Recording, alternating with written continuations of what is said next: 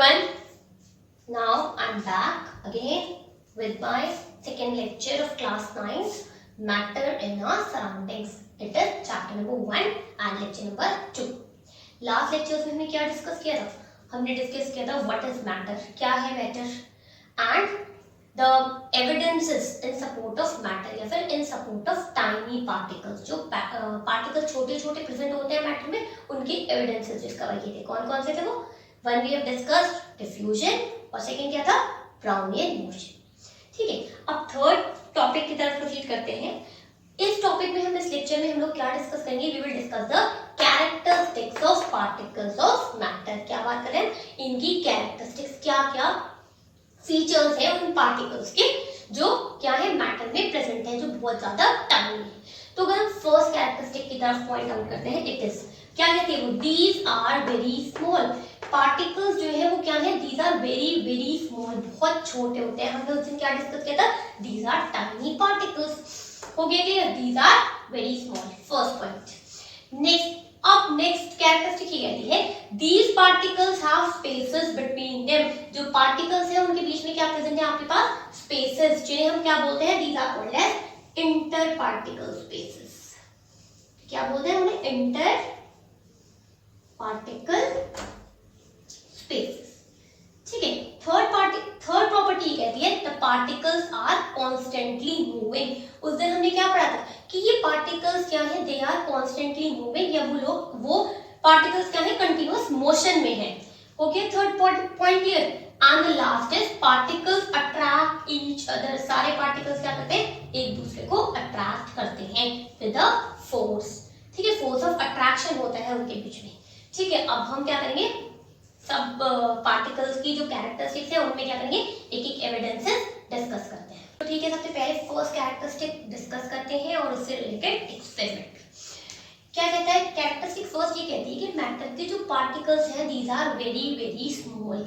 आपके पास पार्टिकल्स क्या है? बहुत ज्यादा टाइनी है, इतने छोटे हैं, you cannot not see them with the help of your eyes or even with a high power microscope. ना आप उसे माइक्रोस्कोप के थ्रू देख सकते हैं, ना आप किस तरह देख सकते हैं? Through your eyes. अब इसको ये कैरेक्टरिस्टिक को डिस्कस करने के लिए we have carried a experiment. अब एक्सपेरिमेंट में आपके क्या था?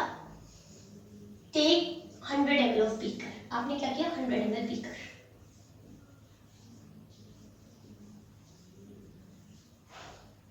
You will say 100 ml water in a beaker. ठीक है, आपने क्या किया है?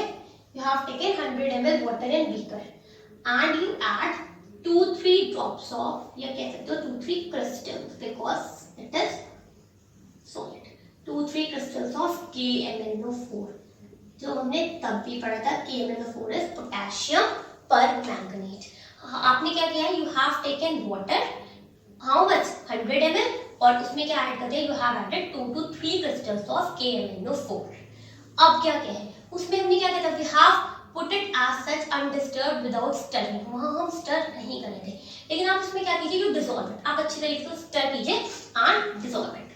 You will stir the solution. Stir करने के बाद क्या हो जाएगा आपके पास? You will get purple colored. Purple colour. अब आपके पास पर्पल कलर आ गया ना. आप क्या करेंगे? इस बीकर से जिसमें आपके पास क्या था? 100 ml वाटर था और KMnO4 के 2-3 क्रिस्टल्स से आप इस बीकर से क्या करते हो? Take out 10 ml. Take out 10 ml of water. आपने उससे क्या किया? 10 ml ऑफ वाटर निकाल लिया. Then you again added take out 10 ml of solution. आपने ये सॉल्यूशन 10 ml निकाल लिया and you diluted by 90 ml water. आपने क्या किया है? जो बीकर आपने 100 ml वाटर के अंदर 2 to 3 क्रिस्टल्स लिए थे, किसके? KMnO4 के. आपके पास जो सॉल्यूशन ऑब्टेन हुआ है it is very purple colour, bright purple colour solution. आपने उस बीकर से क्या किया? You have taken out 10 ml solution. आपने अलग से उस बीकर से 10 ml सॉल्यूशन लिया and you diluted by 90 ml water. उस बीकर के अंदर आपने क्या किया? 90 ml वाटर ऐड कर दिया है. ठीक है. अब what will you notice in these two beakers? First case आपका ये था and second was this. यहाँ पे आपका KMnO4 का कलर क्या होगा? बहुत ज्यादा ब्राइट पर्पल. लेकिन सेकेंड केस में क्या होगा, it turns out to be lighter than the earlier one, lighter than earlier. ठीक है, अब क्या हुआ है आपके पास, थर्ड केस में आप क्या करोगे, थर्ड केस में अब आप वाटर कहां से लोगे, you will suck out this solution, in third you will take out 10 ml solution from this beaker, 10 ml of solution from second beaker and will again dilute it by 90 ml of water। फिर आप क्या notice करोगे, third beaker के जो colour है it will be much lighter as compared to second and first. Similarly ऐसे ही आप समझ लो, you are diluting it 5 times, experiment में क्या किया आपने, 5 टाइम्स डाइल्यूशन,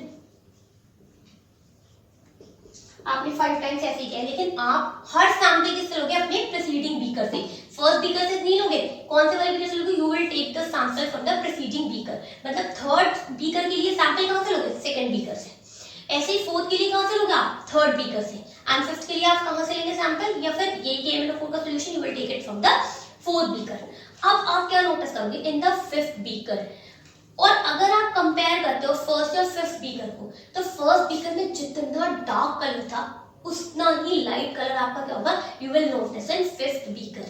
क्यों हुआ है ऐसे, because you are diluting the solution, आप उसे कंटिन्यूअस डाइल्यूट कर रहे हो ये चीज, आपका कलर हो जाएगा। अब क्या होता है आपके पास, आप ये कहते हो कि हमारे पास जो सॉल्यूशन ऑब्टेन हुआ है वो कैसे हो गया, बहुत ज्यादा डाइल्यूट सॉल्यूशन हो गया, किसका, KMnO4 का, लेकिन आपने ऐसा तो नहीं हुआ कि लास्ट बीकर में जाके आपका कलर डिसअपीयर हो गया, नहीं, you are still having a colour, अभी भी आपके पास क्या है, पर्पल कलर है, लेकिन वो क्या है, it is lighter as compared to the preceding beakers.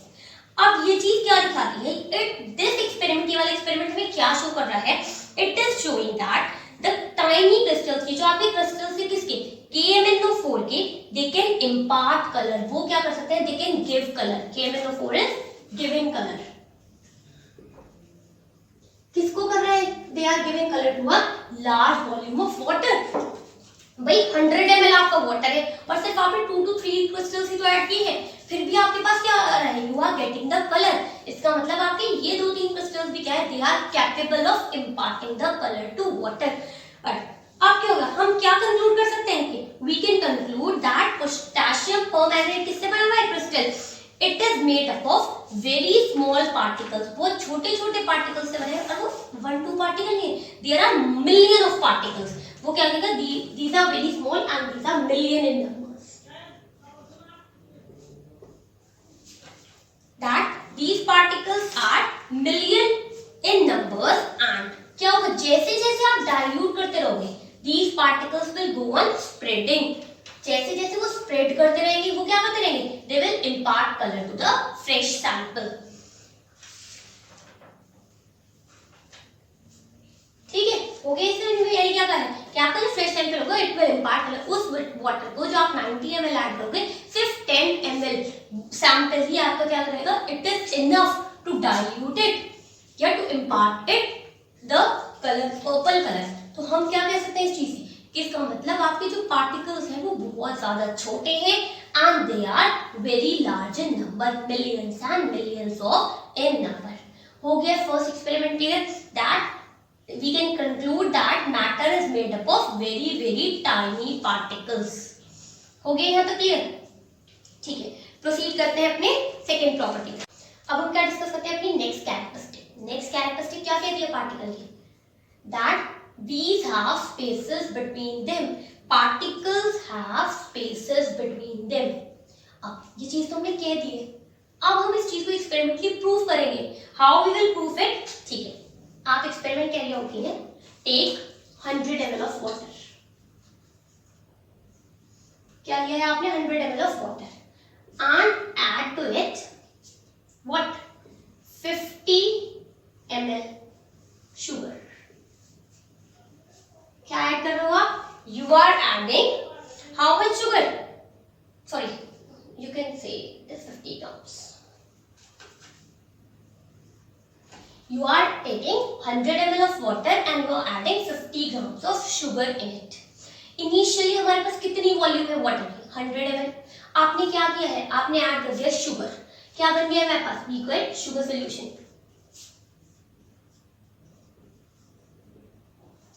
अगर हम शुगर सोल्यूशन, एक चीज और ध्यान रखें, when you will take 100 ml of water in a beaker, you will just put a mark। आप क्या करोगे, बीकर पे एक मार्क लगा दीजिए, मेजरिंग मार्क, ताकि आपको मालूम हो जाए कि आपका लेवल वाटर का यहाँ है, ठीक है।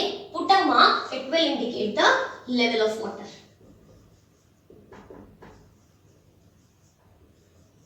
अब आपने क्या किया है, ऐड कर दिया अपना sugar. When you have add upon the sugar, जब आपने शुगर ऐड कर दिया है, then stir it। स्टर कीजिए, स्टर करने के साथ साथ क्या होगा, आपके पास शुगर सॉल्यूशन आ जाता है, you will stir it, you will obtain sugar, you will get sugar solution। अब आप क्या कीजिए, now check the mark which you have already marked। इस मार्क को आप फिर से क्या कीजिए, चेक अपॉन कीजिए। जब आप चेक अपॉन करोगे, you will notice that कि जहां लेवल पहले था, जो आपने जहां मार्क लगाया था, आपका लेवल ऑफ वाटर अभी भी वही है। It has not Ryzen up, water level do not rise. मैंने क्या कहा है, इट इज नॉट राइजिंग। भाई ऐसे क्यों हो गया, हम तो उसमें शुगर भी ऐड कर रहे हैं, then why is the water level not rising, क्या हुआ है ऐसा, that it would not rise. तो हम क्या कह सकते हैं, दैट अब आपके पास क्या हुआ है, हमारे पास जब वाटर लेवल राइज नहीं हुआ, it means there is no increase in volume. अगर वॉल्यूम इंक्रीज नहीं हुई तो ये 50 ग्राम ऑफ शुगर कहां गया, वेयर इट हैज गॉन।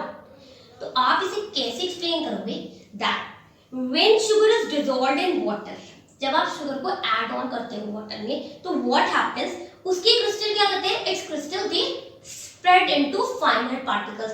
दे क्या करते हैं, वो स्प्रेड हो जाते हैं, सेपरेट आउट हो जाते हैं, इसमें बहुत ही फाइन पार्टिकल्स में, बहुत ही स्मूथ पार्टिकल्स में।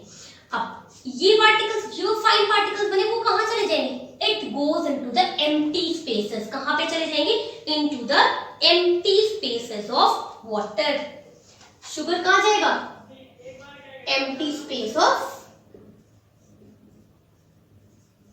वाटर में। इसका मतलब इसमें स्पेस था, तभी तो शुगर एडजस्ट हो गया। वो आपके जो शुगर के पार्टिकल जो फाइनल में कन्वर्ट हो गए हैं, सेपरेट आउट हो गए हैं, they will go into the empty spaces of water, जिसकी वजह से क्या होगा, आपके पास आपको कोई चेंज ही वॉल्यूम में नोटिस नहीं होगा। अगर बाय चांस कोई एम्प्टी स्पेस नहीं होता, तो आपका शुगर जाके कहां एडजस्ट होता, it would just have increase the level of water.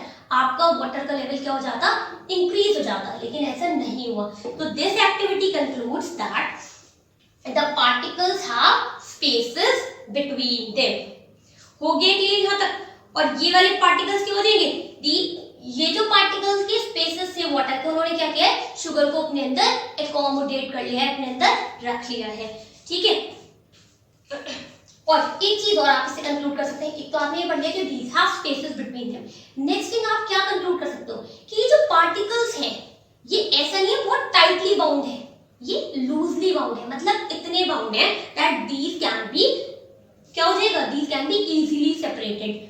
क्यों है भाई, ये ऐसे क्यों है कि ये इजीली सेपरेट हो सकते हैं, इट मींस उनके बीच में कहीं ना कहीं स्पेस प्रेजेंट है, जो क्या कर रहा है, उन्हें इजीली क्या कर रहा है, लूजन अप करा रहा है। तो we will conclude that the particles have spaces between them and they are not tightly bound.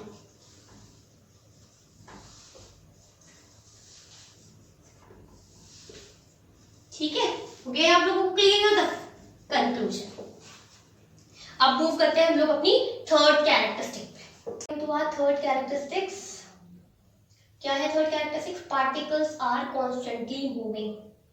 कि हमारे जो पार्टिकल्स हैं, हम दो कैरेक्टरिस्टिक्स पढ़ेंगे, these are very small and number 2 these have spaces between them. अब थर्ड ये कहती है characteristic that these particles are constantly moving. ये वाले एक्सपेरिमेंट्स हमने ऑलरेडी कैरी आउट कर लिए। क्या बताया था मैंने आपको, कैसे, with you can tell them by diffusion. अगर डिफ्यूजन इजीली पॉसिबल है, it means particles they are constantly moving. अगर पार्टिकल्स मूव नहीं करते तो क्या हो जाता, तो यू वुड नॉट हैव, आपका कभी भी sugar would not have been dissolved in water by itself, खुद से डिसॉल्व नहीं होता। या पोटेशियम परमैंगनेट डाला है हमने वाटर में, तो वो खुद से सोल्यूबल ना होता, हमारा पर्पल कलर कभी ऑब्टेन नहीं होता।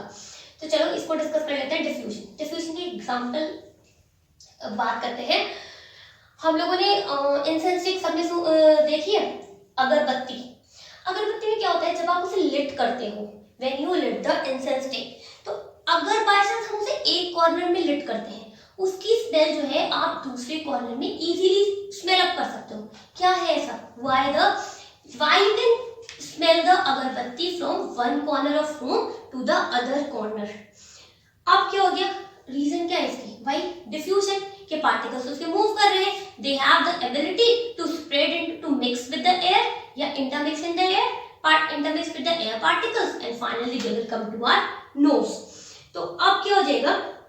अगर हमने उसे बर्न कर दी है तो उसकी जो स्मेल है वो हमें कहां तक आ रही है? नेक्स्ट रूम तक। अब हम इसे कैसे एक्सप्लेन करेंगे? दैट द बर्निंग ऑफ, जो आपने इंसेंस स्टिक को बर्न किया है वो क्या प्रोड्यूस करेगी? Incense stick will produce,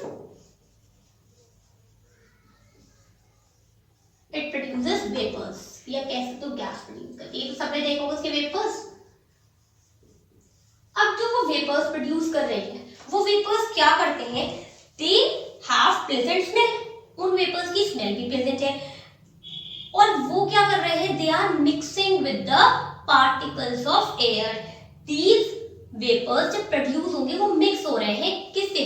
air के पार्टिकल्स के साथ। और क्योंकि ये तो वैसे भी वेपर्स है तो वेपर्स ये गैसेस में क्या एबिलिटी होती है? They spread in all directions. ऐसे अगरबत्ती के जो वेपर्स है वो क्या कर रहे हैं? They are moving in all the directions and they are mixing with the, किसके साथ produce? Vapours with mix with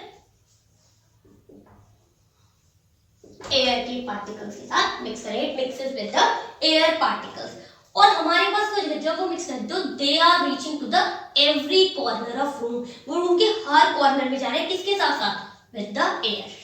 ठीक है, when the gaseous particles from the incense stick they will reach our nose, जब वो आपकी knows तक पहुंचेंगे तो you will क्या हो जाएगा? You will smell the fragrance of incense stick।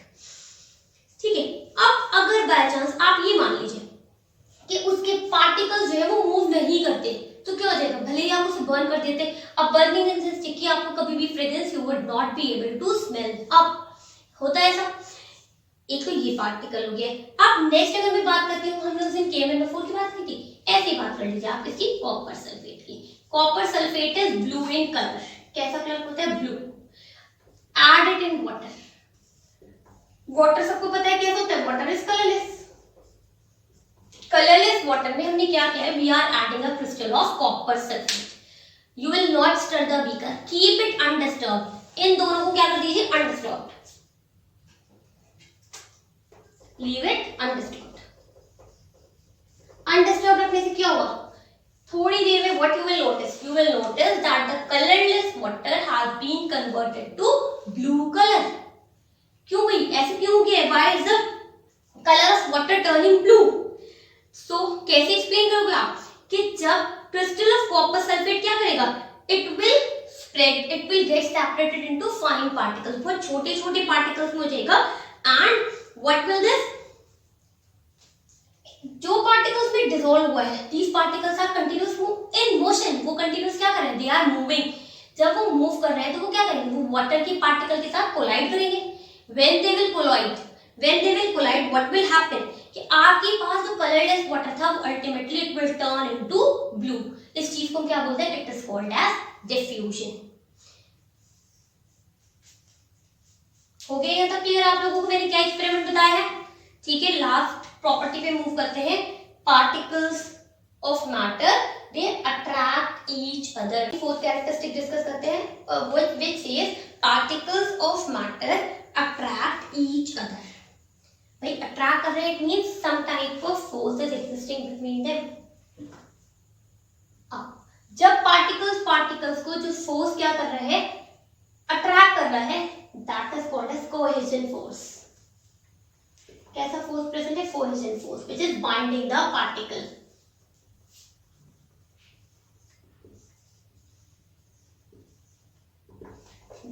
This force is binding the particles.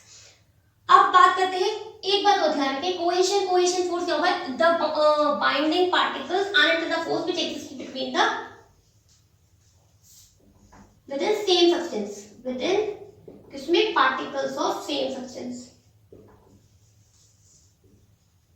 मतलब अगर मेरे पास दो पार्टिकल्स है, हार्ड है, मतलब उनमें फोर्स जो है वो बहुत ज्यादा स्ट्रॉन्ग है, तो that force will be called as cohesion force. ठीक है, तो अब मैंने क्या बताया आपको कि पार्टिकल्स अट्रैक्ट कर रहे हैं, इस फोर्स को आप क्या बोलोगे, कोहेजन फोर्सेस, क्योंकि हम सिर्फ एक ही सब्सटेंस की बात कर रहे हैं। देखो अगर हम बात करते हैं चॉक, सब लोग देखते हैं chalk, you try to break it. अगर हम चाहते हैं चॉक को ब्रेक करना, क्या देखोगे आप, व्हाट विल यू नोटिस, आपकी चॉक एकदम से टूट गई, हो जाता है चॉक एकदम से टूट जाती है। अब मैं आपको आइस क्यूब देती हूँ, I am giving you ice cube. Ice cube क्या होगा, if you try to break it with your hand, what will happen, क्या होगा, किस किस की एग्जांपल ले रहे हैं, मैंने कहा आपसे चॉक ले लीजिए, take ice cube and last you can take a iron nail.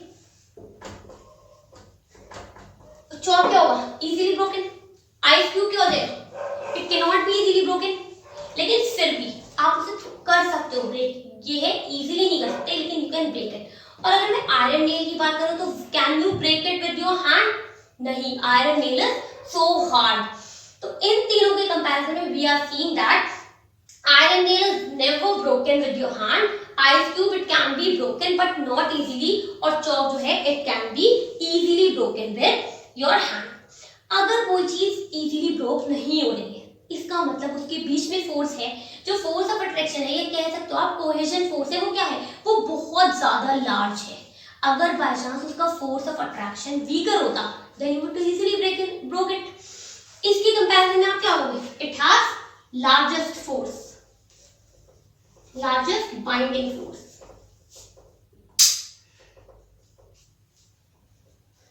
ठीक है, इसमें क्या हो जाएगा, lower binding force and it has least binding force. यही तो हो जाएगा कि जितनी सबसे ज्यादा force of attraction, that thing is very difficult to break, while which has less force of attraction, that thing is very easy to break। ठीक है, अब बात करते हैं हम, ये सबको क्लियर हो गया, नेक्स्ट बात करते हैं, एक और एग्जांपल कंसीडर कर लेते हैं।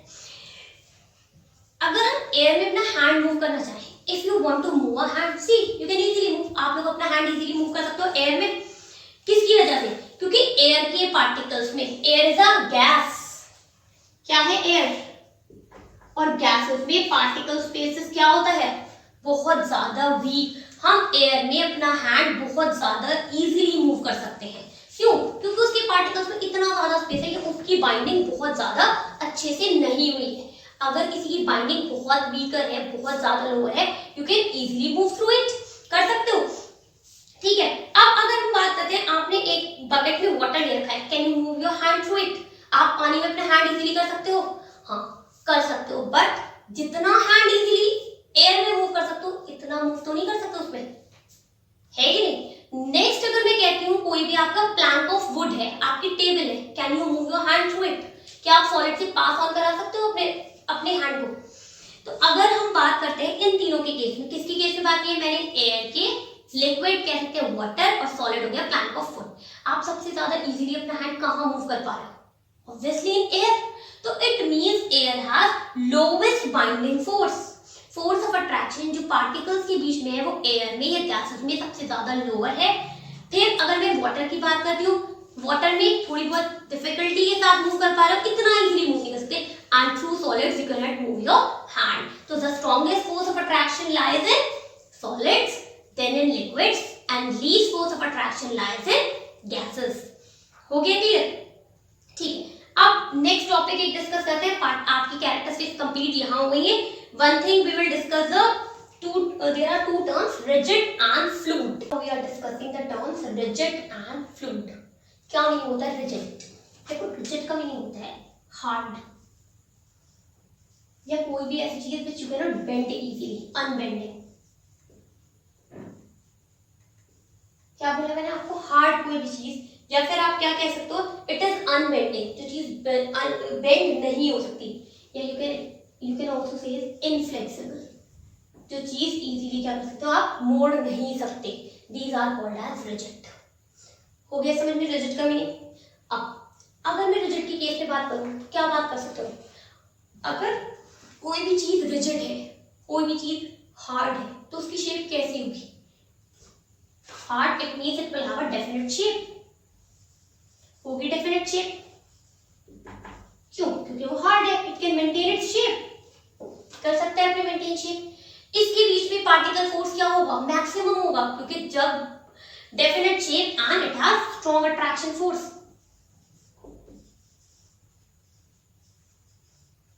यही होगा। उसे अपनी शेप को मेंटेन करने की कोई नीड ही नहीं है। और अगर मैं बात करती हूँ फ्लूइड की, क्या मीनिंग होता है फ्लूइड का? देखो, फ्लूइड का मतलब होता है which can flow।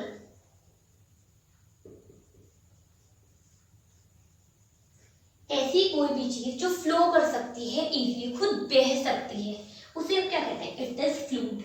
Water, milk, ये सब क्या है? When you pour them they will flow by themselves. वो चीजें क्या कर सकती हैं?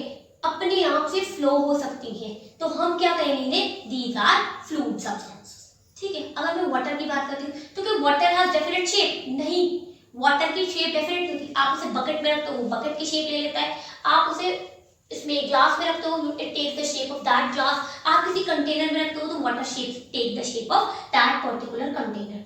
तो अगर इसको क्या होगा? इसको अपनी शेप मेंटेन ही नहीं कर सकता है। इसे आप जिस चीज में रखोगे उसी की शेप ले लेगा। अगर बात करते हैं अट्रैक्टिव फोर्स की, तो इसका मतलब इसमें अट्रैक्टिव फोर्सेस कम है कंपेयर टू रिजिड चीज के। भाई it has low force, definite shape, no definite shape. और क्या कहा है मैंने? लो फोर्स ऑफ अट्रैक्शन, ये बताया मैंने आपको कि इसमें ऐसा ऐसा है। ठीक है। अब क्या बताया मैंने? ये चीज बोलते हैं। तो ऐसी वाली चीजें, अगर मैं बात करती हूँ लिक्विड्स की बात हो गई, वाटर की, अगर हम एयर की बात करते हैं तो कैन एयर फ्लो? हाँ, yes, air do flow. Air में तो और ज्यादा पार्टिकल अट्रैक्शन जो है वो बिल्कुल ही नेग्लिजिबल है, तो इट कैन फ्लो। एयर को भी आप क्या रखते हो? एयर को किसी ने देखा ही नहीं, यू कैन ओनली फील। तो अगर हम किसी कंटेनर में, अगर कोई कंटेनर एम्प्टी है तो इट इज नॉट एम्प्टी, उसके अंदर क्या है? एयर प्रेजेंट है। तो एयर के या फिर लिक्विड्स के क्या है? They have a property to flow and that property is called as fluidity. ठीक है। अब हम बात करते हैं कि कौन सी वाली स्टेट्स ऑफ मैटर जो है वो फ्लूइड होते हैं एंड कौन से हार्ड होते हैं या रिजिड होते हैं। ठीक है। रिजिड को क्या होगा? These are solids. Solids are rigid and gases and liquids are fluid. और the fluid हो गए। और अगर मैं fluidity पूछूं, what is fluidity? तो ability to flow, which can flow या ability to flow।